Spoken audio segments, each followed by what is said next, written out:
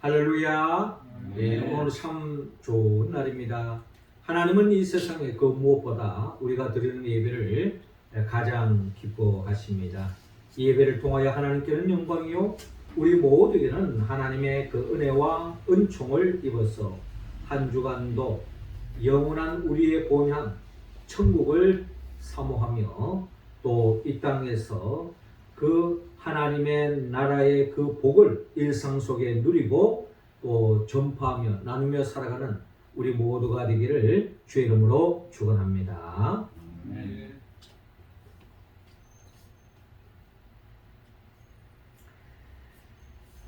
깊어가는 가을 속에 한 편의 시가 떠오릅니다. 그 시의 제목은 오늘 하루도 선물입니다 하는 황서연 씨의 시입니다. 그 시 내용은 이렇습니다. 늘 반복되는 지루한 일상이지만 마음과 생각이 통하여 작은 것에도 웃음을 나눌 수 있는 소중한 사람들을 만날 수 있으니 오늘 하루도 선물입니다. 늘 실수로 이어지는 날들이지만 믿음과 예정이 가득하여 어떤 일에도 변함없이 나를 지켜봐주는 가족이 있으니 오늘 하루도 선물입니다. 늘 불만으로 가득 찬 지친 시간이지만 긍정적이고 명랑하여 언제라도 고민을 들어줄 수 있는 좋은 친구가 곁에 있으니 오늘 하루도 선물입니다. 늘 질투와 욕심으로 상심하는 날들이지만 이해심과 사랑이 충만하여 나를 누구보다 가장 아껴주는 사랑하는 연인이 있으니 오늘 하루도 선물입니다. 그 많은 선물들을 갖기에는 부족함이 많은 나이지만 하루하루 힘들다고 투정하는 나이지만 그래도 내가 열심히 살아갈 수 있는 이유는 이 소중한 사람들이 있기 때문입니다. 그 어떤 값비싼 선물보다 소중한 사람들을 만날 수 있는 오늘 하루가 가장 큰 선물입니다. 라는 시입니다. 황서연 시인은 오늘 하루가 가장 큰 선물이라고 고백하고 있습니다. 여러분들 어떻습니까? 저는 이 시를 읽으면서 저 또한 이런 고백을 해봅니다. 오늘은 참 하나님의 선물입니다. 왜냐하면 서로를 위해서 기도해주고 격려해주고 서로 축복해주고 서로 사랑하는 성도들을 오늘 또 우리가 만날 수 있어서 오늘 하루도 참으로 하나님의 선물입니다 라고 저는 그렇게 고백하고 싶습니다. 똑같은 하루를 맞이하고 또 하루를 보내면서 어떤 사람은 그 하루하루가 참 선물입니다, 감격입니다, 축제입니다 라고 고백하는 사람이 있는가 하면 똑같은 하루하루를 맞이하면서 결국 마지못해 죽지 못해 살아간다고 하는 분영과 탄식과 원망과 불평으로 늘어놓는 사람들도 우리 주위에는 없지 않아 있다는 것입니다. 하나님은 우리 모두가 하루하루가 선물이요, 감격이요, 기쁨이요, 잔치요, 축복이라고 고백하는 삶으로 나아가기를 원합니다. 성경은 똑같은 환경 속에 어떤 사람이 감사와 기쁨이 넘치는 선물이라고 고백하고 또 똑같은 상황 속에서 절망과 탄식하는 사람의 차이점은 어디에 있느냐? 그 차이점은 하나님은 성경을 통하여 우리에게 말씀하는데 그 차이점은 믿음이 있는 사람이냐 믿음이 없는 사람이냐 그렇게 나누고 있습니다. 우리가 잘 아는 로마서 1장 17절에 보면 사도 바울이 이렇게 고백합니다. 오직 의인은 믿음으로 말미암아 살리라 라고 고백하고 있습니다. 오직 의인은 믿음으로 말미암아 산다는 거예요. 하나님의 사람, 하나님의 은혜를 입고 사는 사람, 그 믿음의 사람들은 세상의 돈을 바라보고 친구를 바라보고 세상 권력을 바라보고 세상 그 무엇으로 인하여서 기뻐하고 슬퍼하는 것이 아니라 믿음으로, 하나님을 믿는 그 믿음으로 믿음의 사람은 산다라고 그렇게 고백하고 있습니다. 그렇습니다. 똑같은 환경이지만 믿음의 사람은 어떤 상황 속에서도 좌절하지 않고 절망하지 않고 감사와요 기쁨이요 또한 축제와 같은 선물과 같은 그런 감격 속에 살아갈 수 있다라는 것입니다. 하나님은 오늘 이 시간 우리 모두가 매일매일 하나님의 선물이라고 고백하며 감격 속에 기쁨 속에 감사 속에 은혜 속에 하나님의 나라를 침노하고 복된 삶을 살기 위해서는 우리가 어떤 삶의 자세를 가지고 살아야 하는지 또 어떤 믿음의 길을 걸어가야 하는지 오늘 성경의 본문을 통하여 우리에게 말씀하고 있습니다. 먼저 하나님은 오늘 본문 13절을 통하여 먼저 믿음으로 기도하라고 말씀하고 있습니다. 13절 말씀 우리 같이 한번 읽어봅시다. 시작. 소리를 높여 이르되 예수 선생님이여 우리를 불쌍히 여기소서 하거늘. 자, 오늘 성경 본문 11절부터 이렇게 시작하고 있어요. 예수께서 예루살렘으로 가실 때에 사마리아와 갈릴리 사이로 지나가시다가 라고 기록되어 있습니다. 예수님께서 예루살렘을 향하여 가고 있는데 그 이유가 뭡니까? 왜 예루살렘을 향하여 가고 있죠? 우리 모든 사람들은 다 허물이 있고 죄가 있고 부족함이 있다는 거예요. 원초적으로 아담이 범죄한 이후로 우리는 모두가 원죄에 얽매여져 있기 때문에 이 죄로부터 자유할 수 있는 사람은 아무도 없는 거예요. 그래서 우리가 이 세상에 아무리 발버둥치고 노력하고 힘쓰다 할지라도 그 원초적인 그 죄 때문에 진정한 행복, 진정한 기쁨의 삶으로 하나님의 나라를 맛볼 수 없다는 것입니다. 그래서 우리의 죄, 근원적인 내가 해결할 수 없는 그 죄의 문제를 해결하기 위하여 지금 예수님은 우리의 죄를 대신 짊어지기 위하여 하나님의 뜻을 이루기 위하여 예루살렘을 향하여 지금 나아가고 있는 것입니다. 그런데 예루살렘을 향하여 가는 데에 사마리아와 갈릴리 사이로 지나가게 되었다.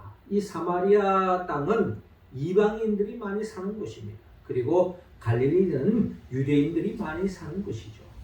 예수님의 구원의 목적은 유대인만이 아니라 이방인까지도 누구든지 예수 그리스도 안에서 모두 다 구원하기 위하여 주님은 이 사마리아와 갈릴리 사이로 통해서 예루살렘을 향하여 가고 있다는 겁니다. 그런데 오늘 본문 12절에 한 마을에 들어가게 되었습니다. 그런데 한 마을에 나병 환자 10명이 예수를 만나 멀리 서서라고 기록되어 있는데 그 당시에 나병 환자는 한마디로 전염성을 가지고 있었기 때문에 이 나병 환자가 판명되어지면 그 가족들로부터 격리되어야 되는 것을 말할 것도 없고 그 동네로부터도 벗어나서 마을 어귀에 마을 밖에 살아가는 겁니다. 왜 마을 어귀에 살아가느냐? 왜냐하면 이들 농사 짓기에도 어려움이 있고 생활을 자기가 목숨을 연장하는 데 있어서는 또 가까운 가족들, 친척들, 동네 사람들의 그래도 알게 모르게 도와주는 손길이 있어야 그들의 삶을 염려할 수 있기 때문에 동네 어귀에 많은 문둥병자들이 동네에 들어가지는 못하고 집에 들어가지는 못하고 동네 어귀에 머물러 있는 겁니다. 그러니까 예수님이 한 마을에 들어가실 때에 마침 그 어귀에 있는 나병 환자들을 먼저 만날 수밖에 없는 상황입니다. 그래서 예수님이 이 마을에 들어가는 데에 이 나병 환자들이 예수님이 오신다는 것을 이미 소식을 접했던 것 같습니다. 소문이 파다했던 것 같아요. 예수님이 오신다는 소식을 듣고 동네 사람들도 먼저 이 마을로 들어오는 예수님을 먼저 보게 된 거죠. 그래서 예수님을 향하여 소리 높여 부르짖고 있습니다. 뭐라고 말합니까? 예수 선생님이여 우리를 불쌍히 여기소서라고 오늘 본문에 기록되어 있습니다. 주님을 향해서, 예수님을 향해서 예수 선생님이여 우리를 불쌍히 여기소서. 이들이 예수님을 향하여 지금 간청하고 있습니다. 간구하고 있는 거예요. 도움을 청하고 있습니다. 예수 선생님이여 우리를 불쌍히 여기소서. 이 말에는 선생님, 아니 주님, 우리가 지금 원치 않는 병에 걸려서 가족으로부터 동료로부터 떨어져서 정말 불쌍하게 살아가고 있는데 우리를 불쌍히 여겨주세요. 우리를 구원해 주세요. 우리 병으로부터 낫게 해주세요 하는 그런 간절한 마음을 가지고 주님께 간구하는, 주님께 기도하는 이 나병 환자들의 모습을 우리는 바라볼 수 있는 것입니다. 이들은 주님께로 나아가면 이들이 가지고 있는 원초적인 문제, 이들이 가지고 있는 이들이 자신의 힘으로는 해결할 수 없는 이 나병으로부터 주님이 구원할 수 있다고 하는 믿음이 있었기 때문에 믿음으로 기도하고 있다는 거예요. 기도 시간이 됐으니까 뭐 기도 한번 해야 되겠다 하는 그런 시간이 아니죠. 주님에 대한 믿음. 주님은 어떤 병도 낫게 해준다.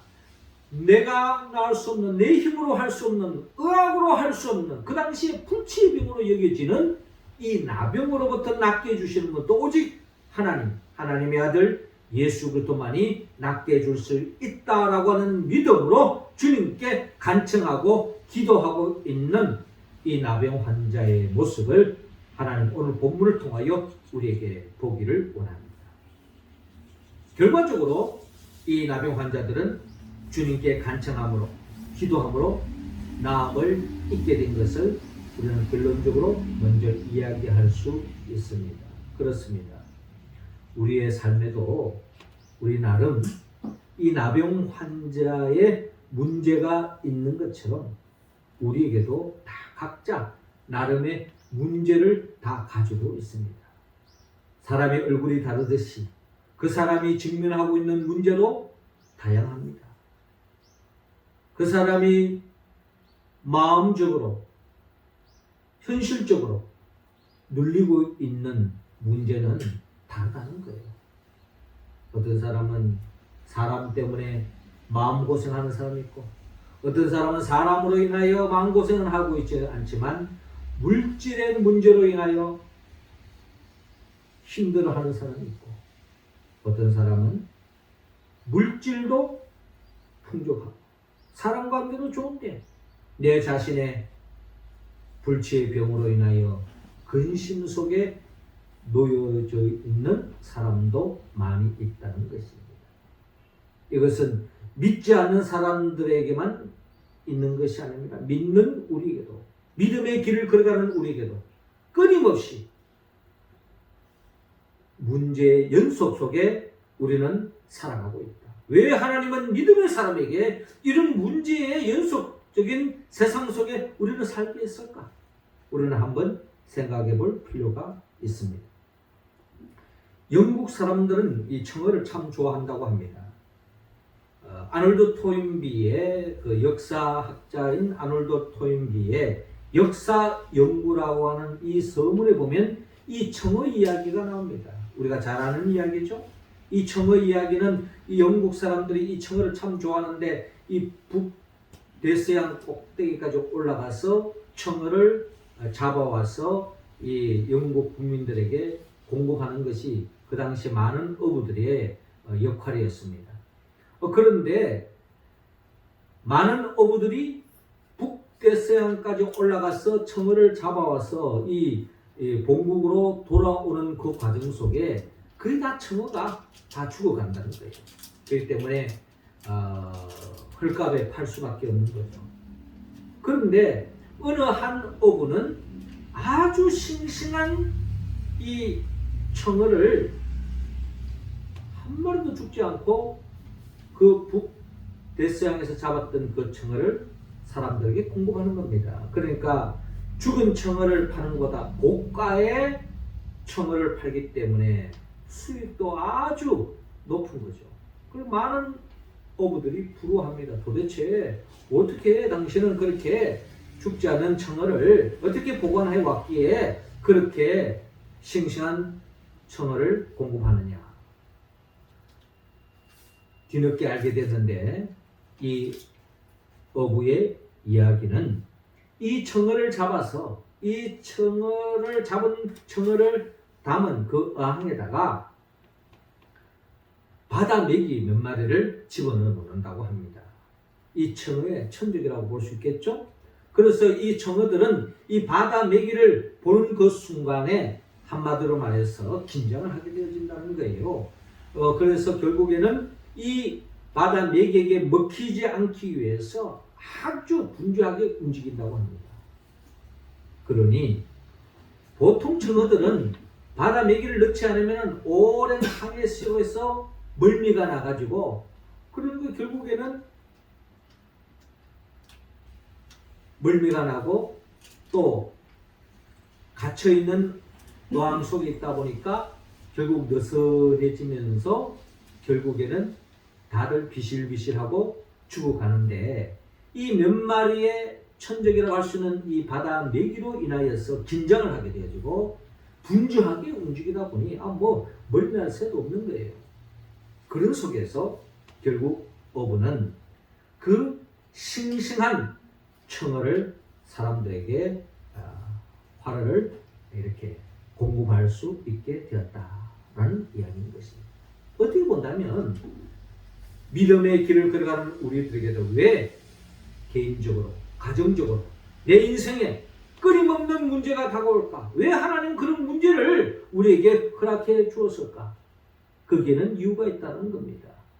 그것을 결국 우리를 괴롭히기 위해서, 우리를 힘들게 하기 위해서 아니라 우리를 영적으로 건강하게 하기 위해서, 영적으로 깨어있게 하기 위해서, 더욱더 하나님을 바라보게 하기 위해서, 하나님을 의지하게 하기 위해서 하나님께서 그런 환경을 우리에게 배열해 두신다라고 우리는 성경을 통하여 하나님의 마음을 읽을 수 있다는 것입니다.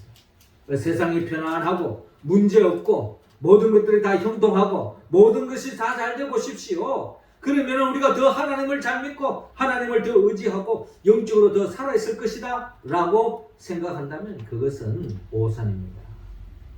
사람은 문제가 없고 모든 것들이 형통하고 잘 되면 거기에 대해서 하나님께 감사하고 더 하나님 앞에 충성하고 더 하나님께 영광 돌리는 삶으로 나아가기보다는 절대 다수의 사람들을 보면은 거기다가 세상에 푹 빠져서 세상에 젖어서 결국 죄에 물들고 결국에는 타락하고 심판의 대상이 될 수밖에 없다는 것이 우리가 성경의 구약을 통해서 특별히 여러분 예언서를 읽어보면은 다 이스라엘 백성들이 결국은 그 죄의 결과로 하나님의 심판의 대상이 되는 것을 볼 수 있지 않습니까?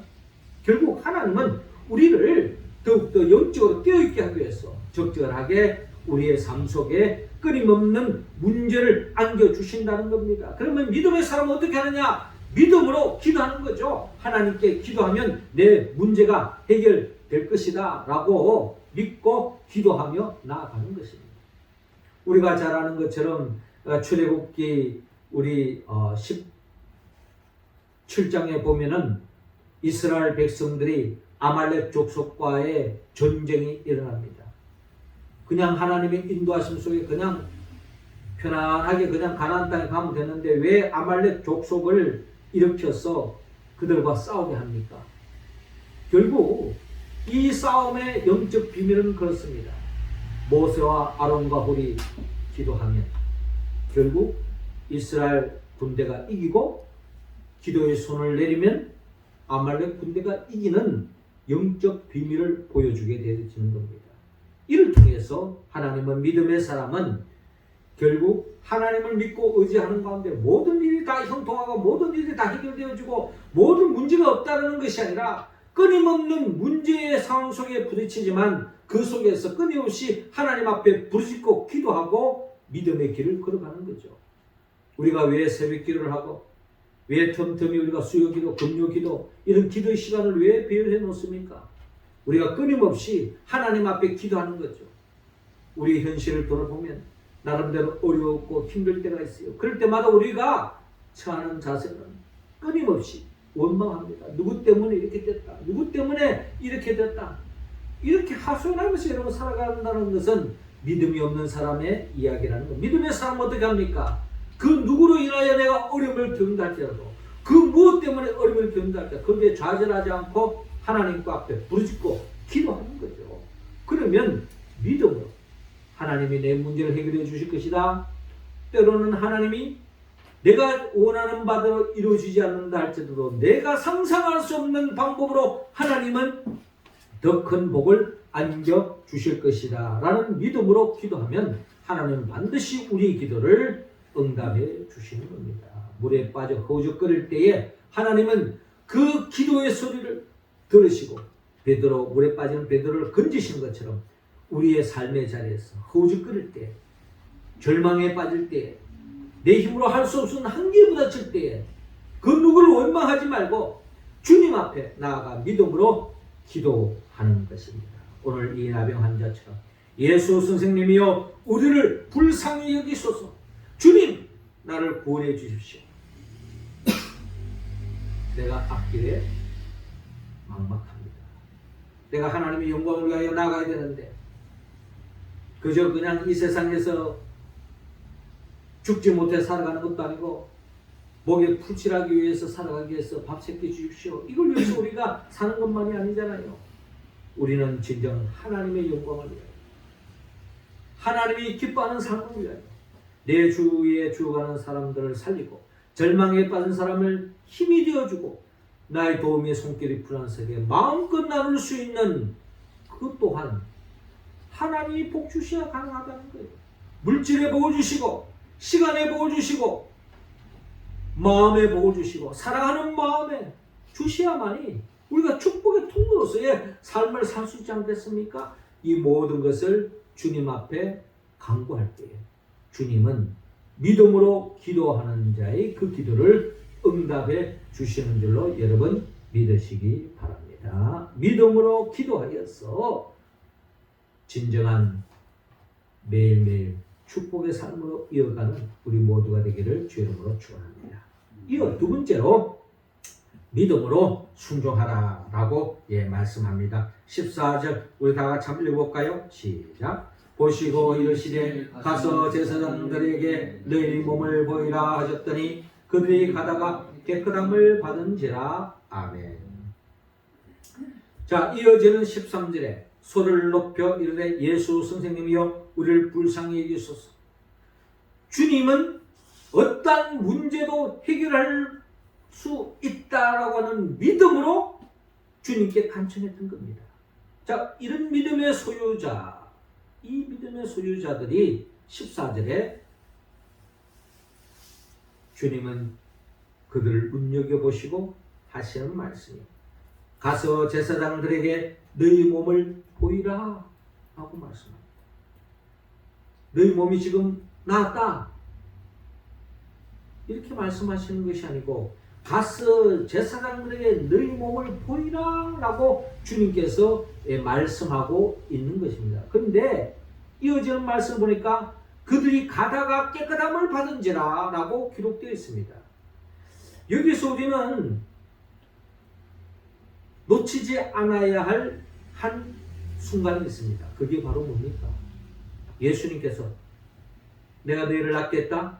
이제 너희들 제사에 가서 보여줘라 라고 이야기한 것이 아니라 주님은 직설적으로 제사에 가서 너희 몸을 보이라 라고 말해준 겁니다. 이 말의 의미는 그 당시에 나름대로 나병에 걸려가지고 격리되어 있다 할지라도 또 특별한 어떤 자연치료라든지 또 시간 속에 나을 수도 있다는 거예요. 그 누굴 통해서 나음을 입었다면 내가 나았으니까 내가 동네로 들어가겠다.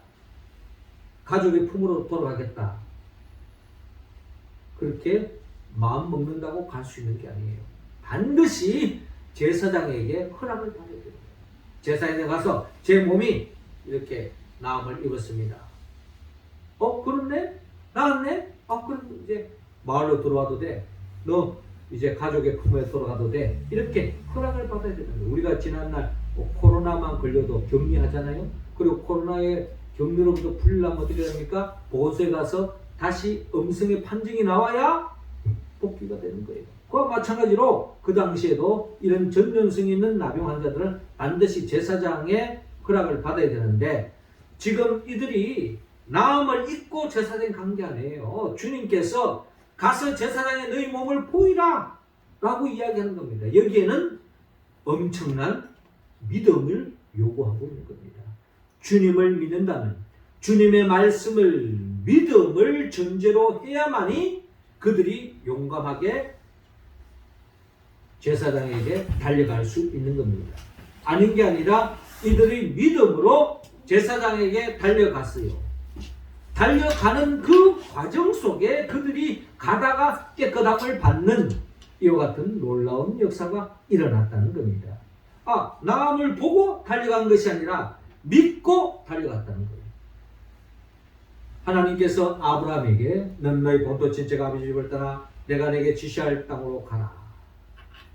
아브라함이 복을 받고 확인하고 간 게 아니에요. 하나님의 약속의 말씀을 믿고 순종하며 나갔습니다. 순종하며 나아가는 과정 속에 하나님은 때를 따라 복을 내려주시고 아브라함은 자기의 상상을 뛰어넘는 축복의 열매를 맺는 겁니다. 아브라함이 본토 친척 아비집을 떠난다는 것은 쉬운 이야기가 아니에요. 그가 오랫동안 살아왔던 그 삶을 정리하고 그런다고 해서 내가 잘 아는 곳에 가서 사는 것도 아닙니다. 미지의 땅을 향하여 나아가는 거예요. 믿음으로 가는 거예요. 그때 하나님께서 아브라함에게 그때마다 필요한 것을 채워주셨어요. 부족함이 없는 삶의 길로 나아가도록 역사해 주는 것. 이게 바로 믿음의 선배가 보여주었던 믿음이 무언가를 우리에게 보여주는 겁니다. 이 10명의 나병 환자도 나음을 잊고 간 게 아닙니다. 주님을 믿고 주의 말씀을 믿고 순종하며 나아갔더니 그 과정 속에 깨끗함을 입게 되었다라고 오늘 성경 본문에 기록되어져 있는 것입니다. 우리 모두도 하나님의 말씀대로 살면 하나님이 우리에게 복 주신다. 그의 나라와 그의 의를 구하면 모든 것을 더해 주신다고 했는데, 내가 주어진 시간 속에 내가 나름대로 할 일도 많이 있지만 하나님이 기뻐하는 일을 도모하면 하나님께서 내가 수고하고 노력한 그 이상의 모습으로 하나님께서 축복해 주시는 줄로 여러분 믿으시기 바랍니다. 그의 나라와 그의 의를 구하라. 그리하면 모든 것을 더해 주신다. 이 믿음을 가지고 이 세상을 승리할 수 있기를 바랍니다. 이스라엘 백성들이 가나안 땅을 정복할 때 여리고 성에 직면하게 됐습니다. 그들은 하나님의 말씀대로 믿음으로 성을 돌았습니다. 하나님은 여리고 성을 정복하게 해주었습니다. 믿음으로 나아갔을 때에 거기에 여리고 성이 무너지고 대적을 과의 싸움에서 승리하는 기쁨을 얻게 해 주시는 것입니다. 나만 장군도 하나님의 종 엘리사의 그 명령에 믿음으로 순종했습니다.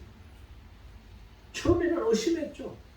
요단강에 가서 몸을 7번 담고 씻으라. 그러면 나을 것이다. 시리아에도 요단강보다 더 좋은 강이 많다. 나아만은 자기 나라로 돌아가려고 했어요. 그래 신하들이 하나님의 종이 나름 처방해 주시고 하는 말씀인데 뭐 어렵습니까? 한번 순종해 봅시다. 나만의 뒤늦게 생각을 바꾸고 순종했더니 나음의 역사가 일어나는 것입니다. 복을 받으면 순종하겠다. 복을 받아야만이 순종하겠다. 이것은 믿음의 세계에서는 없는 것입니다. 믿음의 길은 믿고 순종하는 거죠. 하나님이 기뻐하는 일을 도모하면 하나님께서 그때마다 우리의 삶의 가장 좋은 것으로 채워주시는 줄로 여러분 믿으시기 바랍니다. 오늘 이 나병 환자가 가서 제사장들에게 너희 몸을 보이라 라고 주님 말씀하셨어요. 그들이 순종하고 가는 가운데 깨끗함을 받았던 것처럼 우리도 하나님 말씀을 믿고 순종함으로 따라오는 그 복을 다 챙기시기를 주의 이름으로 축원합니다.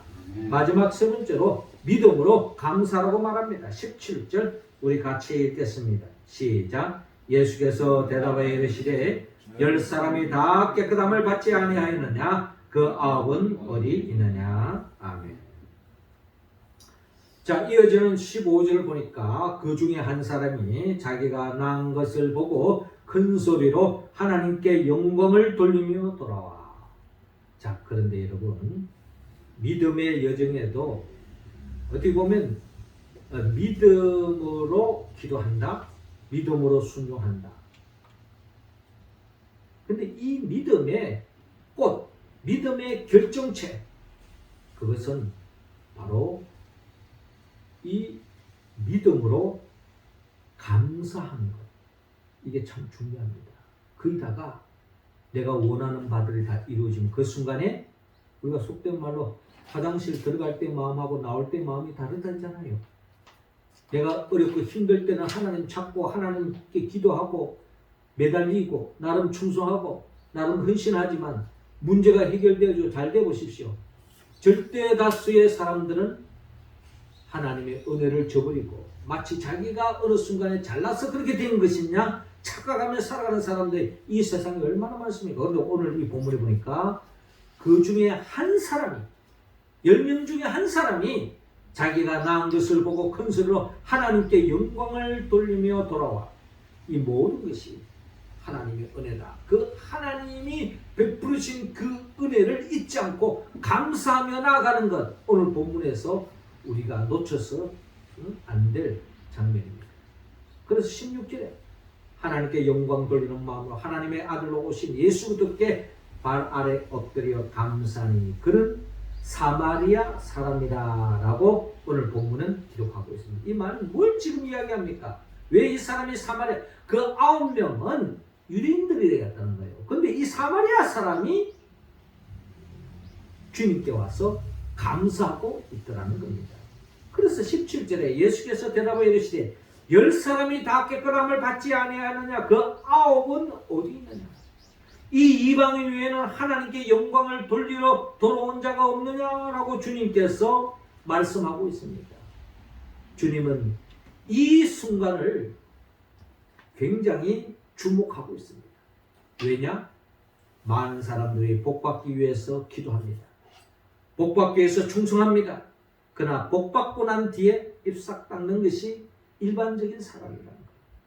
그런데 그 사람이 누구냐? 우리가 생각하기에 믿음의 사람이라고 자칭하는, 하나님의 자녀라고 자칭하는 유대인들은 아무도 없다는 거예요. 이 뭘 말합니까? 우리가 믿음의 길을 걸어가다 보면 저 사람은 반드시 감사할 거야. 저 사람은 저렇게 은혜를 받았으니 하나님께 영광 돌릴 것이야 라고 생각했던 사람, 기대했던 사람이 의외로 그 생각을 저버리는 사람이 많다는 겁니다. 그런데 의외로 여러분, 저 사람은 저렇게 은혜 받고 쉽게 잊어버릴 거야. 기대하지 않았던 사람이 그 기대에 부응하는 경우가 많다는 겁니다. 뭘 이야기합니까? 신앙생활 오래 하면 할수록 더 하나님의 향한 그 감사가 더 깊어지기보다는 더 작아질 수 있다는 겁니다. 의외로 기대하지 않았던 사람이 기대 이상으로 응답하는 경우도 있다는 겁니다. 그렇기 때문에 우리 신앙은 자만할 수 없습니다. 이 이방인 외에는 하나님께 영광을 돌리러 돌아온 자가 없느냐라고 말씀하고 있습니다. 기대하지 않았던 이 사마리아 사람이 사실 유대인 입장에서 본다면 낳기 때문에 좋아가지고 빨리 가족의 품에 가고 싶은 게 다 우리들의 마음이잖아요. 거기 그렇다고 그거 크게 나쁘고 무엇인가 좋으니까 빨리 그냥 가족들에 가서 감사해야 되겠다. 충분히 이해할 수 있잖아요. 그런데 이 사마리아 사람은 가족보다 더 중요한 하나님께 그 은혜를 잊지 않고 먼저 주님 앞에 엎드려 감사하는 모습을 주님은 우리가 보기로 합니다. 이런 사마리아 사람에게 주님이 뭐라고 말씀하십니까? 19절에 그에게 이르시되 일어나 가라 내 믿음이 너를 구원하였느니라 라고 말씀합니다.